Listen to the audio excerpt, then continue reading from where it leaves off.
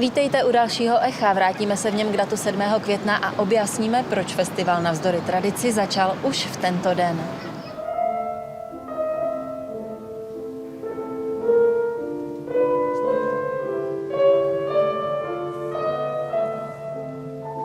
Obvykle začíná festival 12. května a tento mimořádný koncert uvádíme protože jsme nechtěli přijít o jedinečnou příležitost představit domácímu publiku vítěze loňské Chopinovy soutěže ve Varšavě, Korejce Seong-King Choa, který zvítězil s velikým přehledem.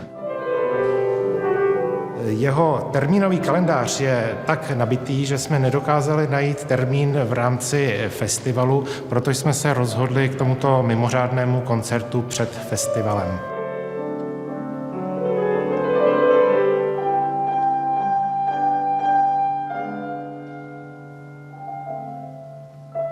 I'm playing Mozart, Schubert and Chopin. Dnes večer zahraji Mozarta, Chopina a Schuberta. Tento koncert je zároveň mým pražským debutem, takže se na něj pochopitelně velmi těším. Mozart a Schubert jsou mými oblíbenými skladateli. Samozřejmě, že se k nim řadí i Chopin, ale ti první dva zmínění, to jsou moji mimořádní oblíbenci. Od Mozarta uvedu Rondo. Jde o poměrně pozdní dílo. Jeho atmosféra je dost odlišná od většiny skladatelových děl. Řekl bych, že je potemnělá, dramatická. Když ji hraji, cítím jakousi osamělost, melancholii, smutek. Ovšem ten smutek je zvláštní. Jde o takovou zvláštní emoci.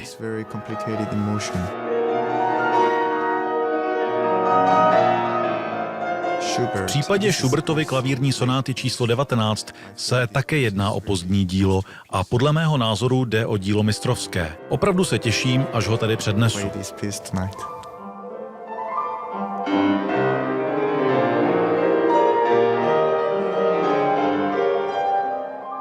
Včera jsem slyšel pana Choa na zkoušce a jeho hráčské kvality jsou v skutku mimořádné. Na to, že je mu necelých 30 let, tak je to skutečný profesionál a slibuje dnešní večer mimořádný hudební zážitek.